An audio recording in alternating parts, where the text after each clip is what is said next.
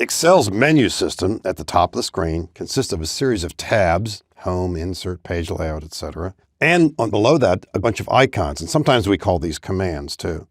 The entire menu system is referred to as the ribbon. And actually a part of it, although sometimes we think of it as being somewhat isolated, above this is something called the quick access toolbar. At the moment, it's quite small. We'll talk about that in a bit. As you work with Excel, you need these buttons often. Now, you certainly don't need every one of them. Some of these you'll never use. The Home tab is likely to be present on your screen much of the time. As we work with data, there's bold, italic, lots of buttons here. As I click Insert, we'll see a whole new series of buttons. And in some of these, you can just see by the names what they involve. Pivot tables, a bunch of chart icons here, something called spark lines, filters.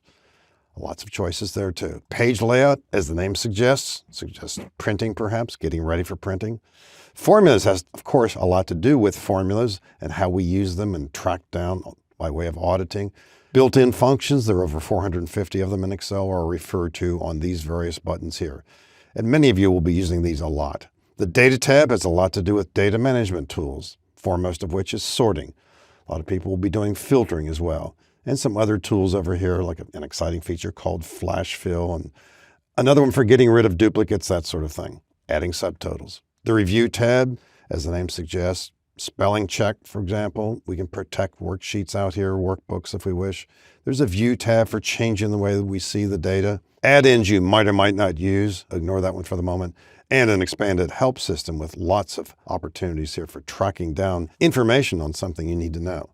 The one tab here that's quite a bit different from the others is the File tab. This takes us into what Microsoft calls the backstage view. It has more to do with the externals, how we open and close and save files. You'll also notice that print is in here as well too. And as you make choices here, of course, the screen will change. If you want to go back into the standard display of Excel, we either press Escape or that leftward arrow at the top of the screen. The Quick Access toolbar up here is designed for you to modify it if you wish. It's got 3 buttons in it initially, a Save, an Undo, and a Redo. But the idea is for certain buttons that you might use often, so that you don't have to go to a particular tab to find them, you can also make a copy of them and put them on the Quick Access toolbar. So an example, I'm going to click Insert here. Suppose I work with pivot tables a lot. I want that button on the screen here all the time. I don't want to have to go to the Insert tab necessarily to get it. I'll simply right-click Pivot Table, and you can do this with any button here. Right-click, add it to the Quick Access toolbar.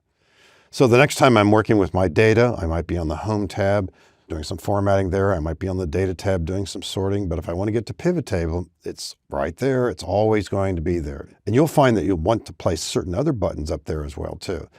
If at a later time you say, you know, I don't use that very much, you can certainly right-click it and remove it. That's going to be very handy as you work with Excel.